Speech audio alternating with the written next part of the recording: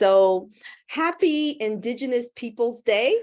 This PowerPoint is just to really talk about this day and why it is that we are celebrating this day, how we can make this day better, and why we needed this day to begin with. So let me go to my next slide.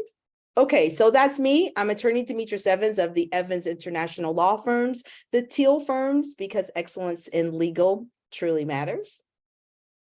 And these are some team members. The point of me even showing this slide is to let you know that we are a diverse group of people, different races, different nationalities, different religions, different age groups. So very excited that I get to work with a group like this.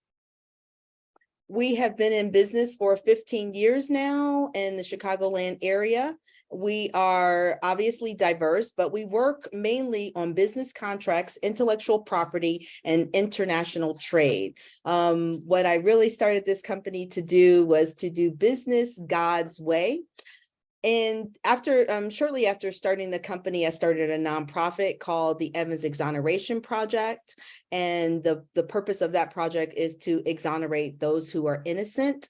And then in 2022, we launched TEIL Universe, which was really fun, but it's how we launch our books. So now we have three books, one on legal structuring, the other on intellectual property, and the one that we are going to release in 2024, or right towards the end of the year, is called The Global Game. So everything that I've learned in global practice and what I think that people might be interested in.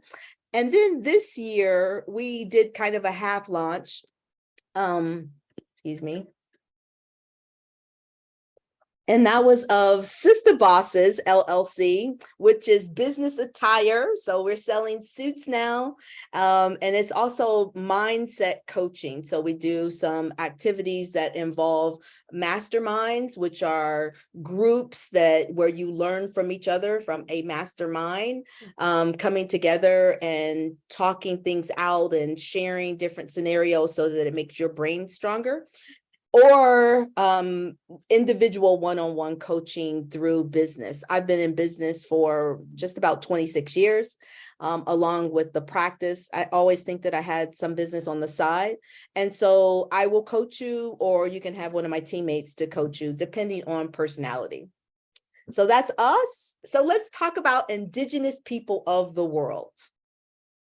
I'll just tell you right now, these slides I put together today, and one of the next one I could have sharpened up a little, but anyway, Indigenous people are the original inhabitants of a region or a country. They are usually the ones that are there before the settlers or the colonizers begin to exert pressure and dominance over that group.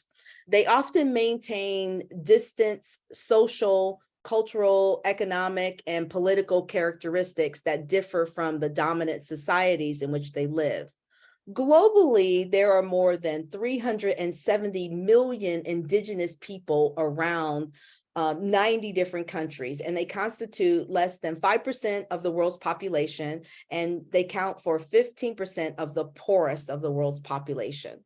So just giving you some idea of Indigenous people around the world. In North America, we have the Native Americans, which we call Indigenous people, and they include Navajo, Cherokee, Apache, all of these different tribes. And then you have also the Indigenous people of the Antarctic regions of Canada, Greenland, and Alaska.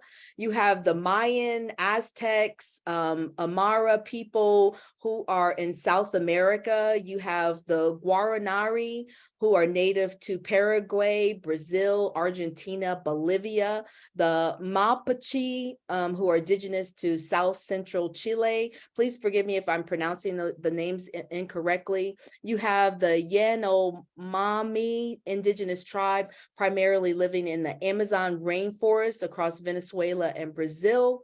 This is the one I was talking about. And then you have the Maasai in Kenya. You have the Berbers over in Northern Africa, Morocco, Algeria. You have the Bushmen of South Africa. You have the Advisi. These are the natives of Bangladesh, Nepal, India. You have the Hmong ethnic groups in China, Vietnamese, Laos, and Thailand. You have the Karen, the Anu, the Dakar, the Aboriginal Australians. You have the Torres Strait Islanders. You have the Maori, the Kanka, the Papuans, the Sami. See, you have all of these different groups because the people who are there, their histories always didn't start until the colonizers decided that their history should now begin. And so this is one of the saddest things that I find in studying indigenous people. It's crucial to understand that each of these groups comprises various tribes and then subgroups, each with its own unique languages, customs, tradition. And this is just a broad overview of indigenous peoples all over the world. But when we are talking about indigenous people in the United States, in North America, who exactly are we talking about? We are talking about the 574 ethnically, culturally, linguistically diverse, federally recognized Indian tribes in the United States. These tribal nations are distinct political entities whose inherent sovereignty predates the United States, and it's reflected in their government-to-government relationships with the United States. The United States has undertaken, given all that has happened, a unique trust and responsibility to protect the tribal nations and their citizens through treaties, statutes, historical relations. And there was a 2022 to 2027, so it's still going, strategic plan that addresses the federal government's responsibility to tribal nations and their citizens. So when we talk about Indigenous Peoples Day, this day has kind of been a long time coming. I've worked with several groups where we were petitioning, we were going to Congress and asking them for Indigenous Peoples Day, for the day not to be called Columbus Day, but to be called Indigenous Peoples Day. After much debate, the day was recognized in 2021, and then it was made an official federal holiday in 2022. Now we're still, as people trying to figure out how do we celebrate it. There's still a lot of mental things that we have to go through because of what happened for us to get here to need to celebrate it. And so some states still call Indigenous Peoples Day Columbus Day because it wasn't that long that it really was Columbus Day. So in the good old land of Lincoln, where I am, today we celebrated Indigenous Peoples Day / Columbus Day. It's always going to be the second Monday in October, and that is today, the 9th, and that's why I'm talking about today. Okay, so before you can really get into Indigenous people and understanding everything with them, you have to talk about mindset myths. So mindset myths are the beliefs that just go unchecked, that kind of, if you just imagine your brain has like a filter, and if something is coming in, it's going unchecked.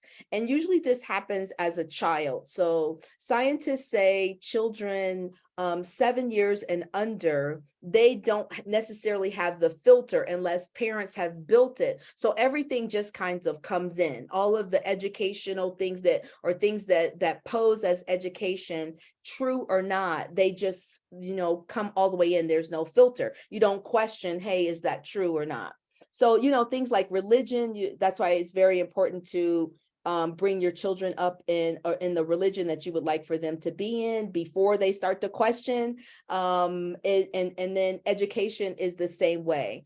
So who told you what and what did they tell you, right? So any kind of important event that your parents taught you or that the educational system taught you, it's going, if especially if it's before 7, it's going to stick. And it's going to stick, like if you imagine like your thoughts have a bottom, it's going to go all the way to the bottom, and then everything is going to be built on top of it. So largely our mindset around Indigenous people or Native Americans or Native Indians that we used to call them, that knowledge came about through education, right? And I'll just talk about myself. So in the school system, this is what I understood about Native Americans.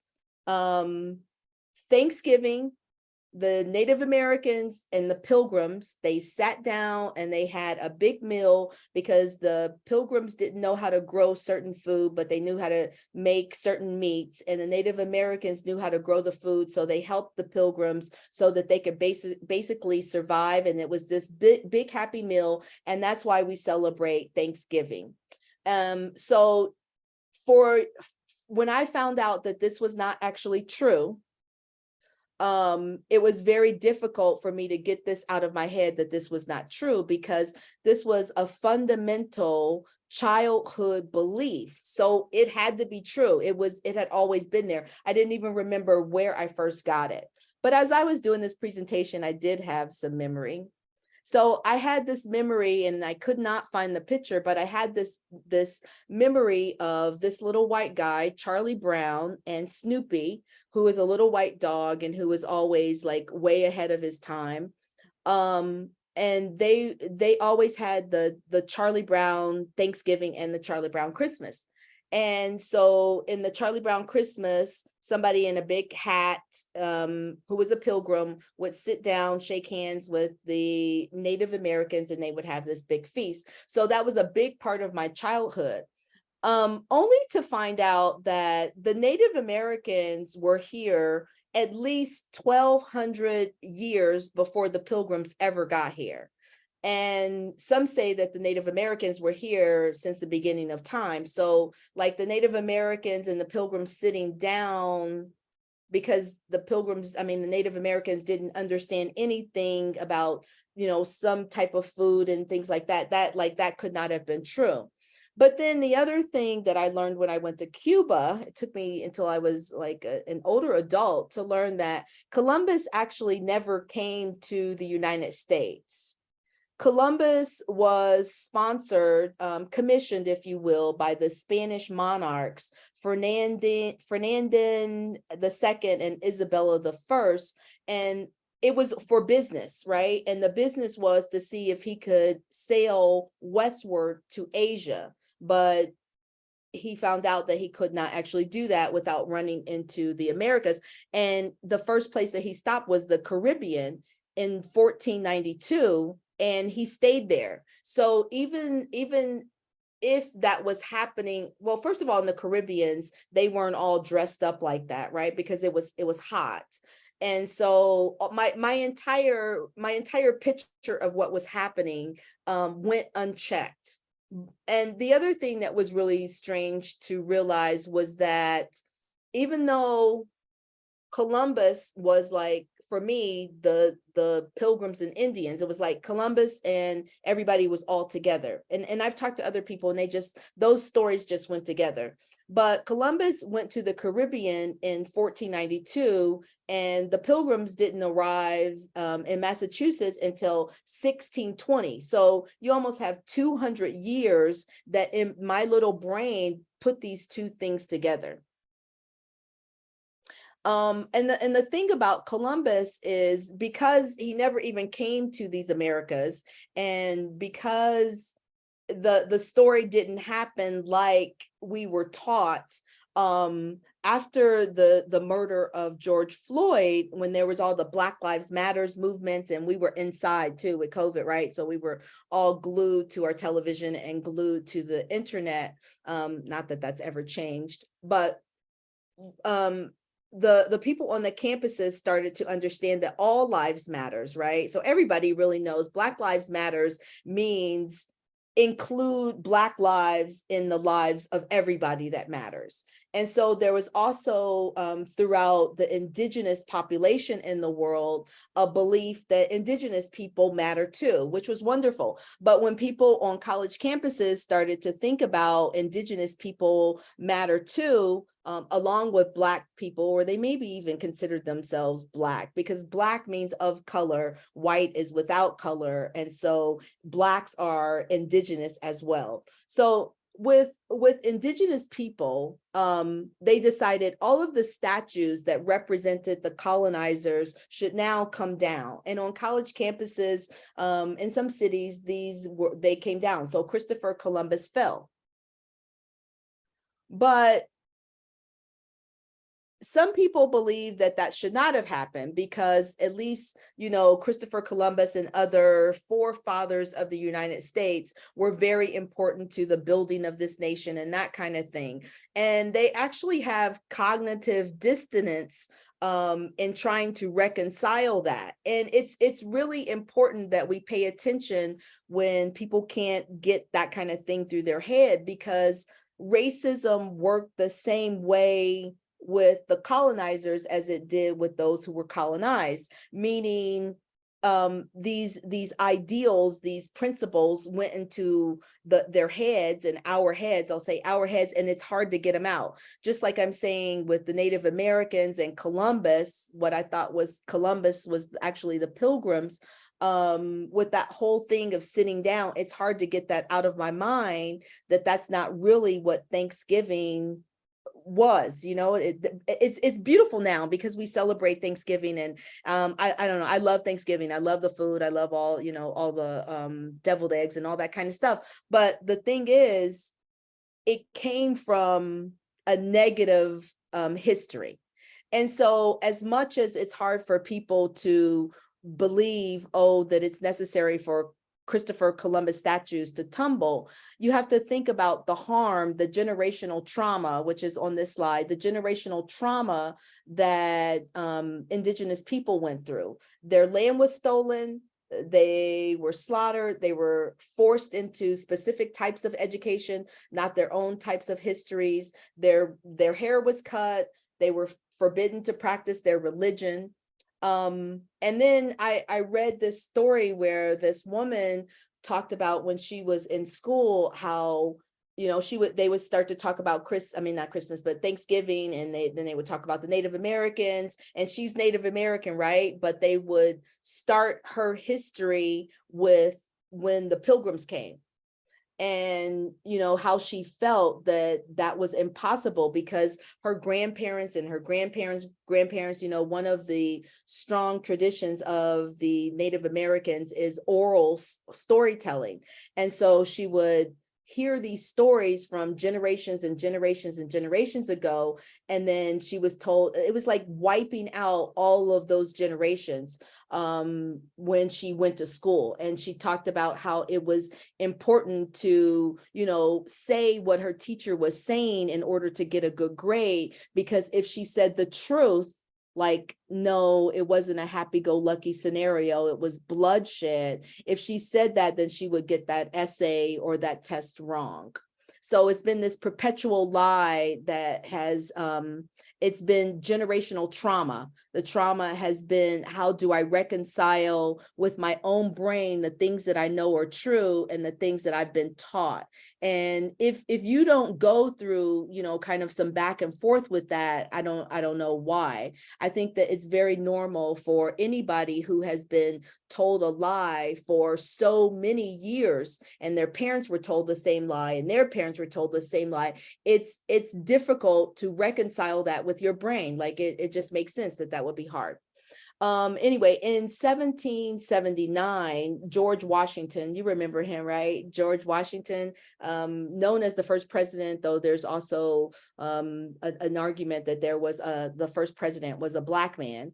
You have to go look that up. That's not what this is about. But George Washington, while he was fighting for freedom, he's fighting against the British rule, and he was in charge of the colonial military at that time. He waged a concurrent war. So at the time he was fighting against the British, he was also waging a concurrent war to subjugate and destroy the Six Nation Confederacy. The Six Nation Confederacy, which was made up of, Mohawk and Seneca and Tuscarora nations, all these Native American nations. So he was fighting against the British, but at the same time was subjugating them. So this duality of fighting yourself, while you're saying you love people and then you're actually killing people. While you're saying you want freedom, you're actually subjugating another body of people. This whole dichotomy was there, from the beginning, probably has always been there. And then you had in April of 1779, where they just burned it down, just burned down all of the villages, all the crops, killed all the men, killed all the women, killed all the children, which would leave all kinds of generational trauma in the minds of those children who then grew up, right? And then their children, and then their children, and their children. So that trauma has continued to be a part of the Native American psyche. And I mean, to everyone's psyche. I mean, definitely anyone who was a descendant of those pilgrims, right? That has to be a part of their psyche that is continually, I mean, you've believed a lie, you've led a lie. And yeah, I don't know. I think, I'm not a psychologist, but I just imagine that in psychiatry, it just hands itself down. It has to hand itself down. So what was the real destruction? Well, the numbers are, still coming in. No, I'm just joking. They say between 5 million and 15 million indigenous people living in North America. Those were the stats from 1492, but by the late 1800s, so 1492 is really when Christopher is, sailing around trying to find Asia. And then the 1800s, you're up all the way past the pilgrims, right? You're into trains and all that. By that time, there were only 238,000. So from let's just go in the middle, 10 million indigenous people. And then in a matter of about 300 years, you only have 238,000. So a lot of them were slaughtered, like many, many, many were slaughtered. And why is this so important to me? Why should it be important to you?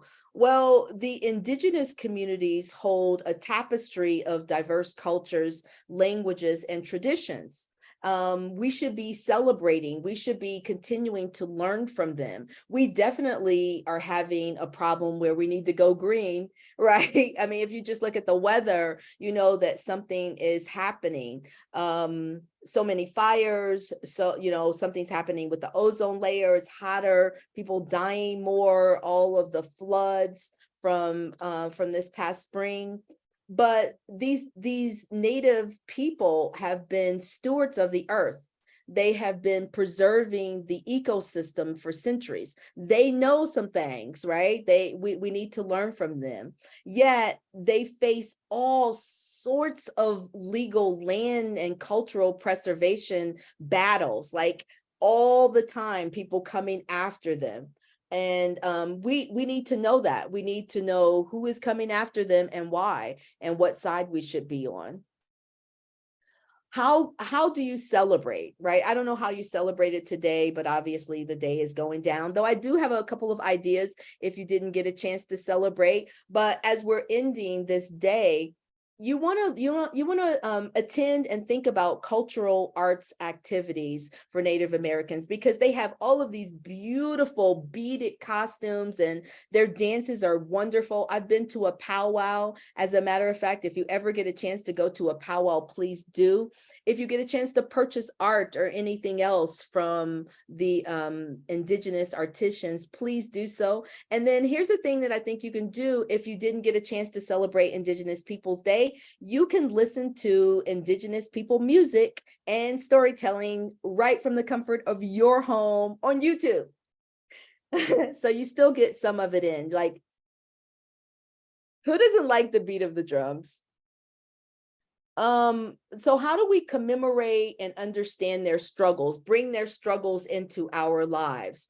Well, the like I said, the legal land right battles, they are still going on. You can follow those in courts. Many face threats of assimilation and loss of cultural identity. You can be, if your kids go to school with them, or if you're in online school with them, then you want to be, concerned about their culture. You ask questions about their culture, and don't allow other people to just sort of dominate them.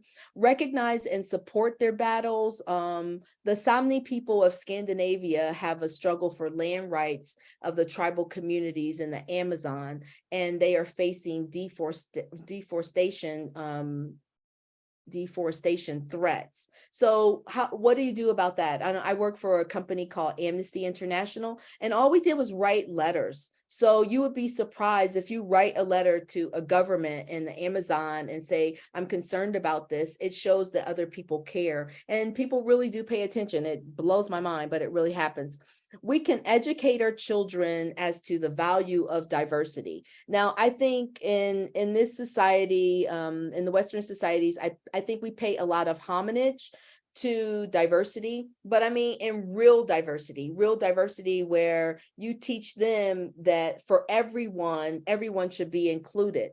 And there's no way you can do that without having everyone included. You don't have to like everybody, you don't have to love everything that everyone does, but you teach your children that we are the world, we love each other, right? And you educate them in truth. And I know some people have a difficult time with just understanding the truth of what happened with the Native Americans, and why should I teach my children that? And it was so long ago, and why are we bringing up old stuff? Well, truth is truth, and truth will always rise to the top. So you do need to teach them the truth. They when they find out, it's like, it's confusing, right? why didn't you tell me the truth to begin with? But I guess you could say that about Santa Claus too. I don't know. You might want to not tell them about Santa Claus and tell them the truth, right? That might make them act right during the year, but I'm just saying. Teach them about leaders like Rigoberto Munichu Tum from Guatemala, or the significance of the Dreamtime stories in Australia's Aboriginal cultures. Did you know about those? Please go check those out on YouTube, the Dreamtime stories. We can also, we can engage in sustainability tourism. This means when you're on vacation, you can opt to go to Indigenous led tours, and you can respect their cultures, buy from them. If there are businesses there, support them. You can experience the richness of the Maasai by going to Kenya and having a local guide, or the Ainu culture in Japan. And then you want to be an advocate or support. And I think I already talked about this a little bit. How do you do that? You personally have to stay informed about globally what's happening with Indigenous people and communities around the world. You have to write petitions. You have to join movements. I believe that Native American, Indigenous people of North America during Black Lives Matters, they came out to support. And so, Black people, blue people, purple people, white people, we have to, I know, sorry, I left out pink people. We have to support Native Americans as well, and find out about, what's affecting them in their communities, and go to their marches. We have to consult and collaborate in legal and policy matters if you're on that level, and issues of Native Americans come up, you vote yes for the policies that would help them and would affect them. Here's an example: movements like the Standing Rock protests against the Dakota Access Pipeline to the US. You can be very active in that. I think that's actually over. I believe that they lost. But the more people who stand up to say, yeah, this is their native land, don't take the oil pipes through there, because the oil pipes burst, and then there's the end of their clean water. And this is, another way to continue to disrespect them. So yes, you can stand up and you can do things like that and be an advocate. So what exactly do we teach our children besides the cultural diversity? We teach them empathy. We teach them the struggles of history and communities and how other peoples have survived. We teach them to engage and interact and learn directly from Indigenous individuals, if that is possible. In our globalized world where our borders are becoming increasingly permeable, we have to remember that the stories, the wisdoms, and the rights of all of us are a shared heritage. So you teach them that that the world is, we're one people, we're one body, we are the human race. And that truly is the only race that there is. There are different people because of the way that we have evolved, but only one human race. And so I'll just end here. As I've witnessed challenges and the resilience of different Native American communities, or not just Native, just Indigenous people all over the world.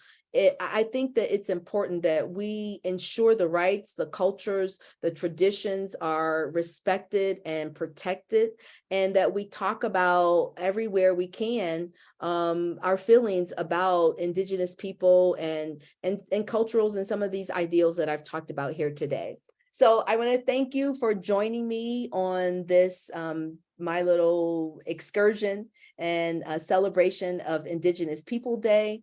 Please share any likes or comments, and let's keep learning and growing together. If you need to send me an email, you can do so at admin, ADMIN, @TEILfirms.com. Thank you so much for watching. Have a good evening. Back to work tomorrow.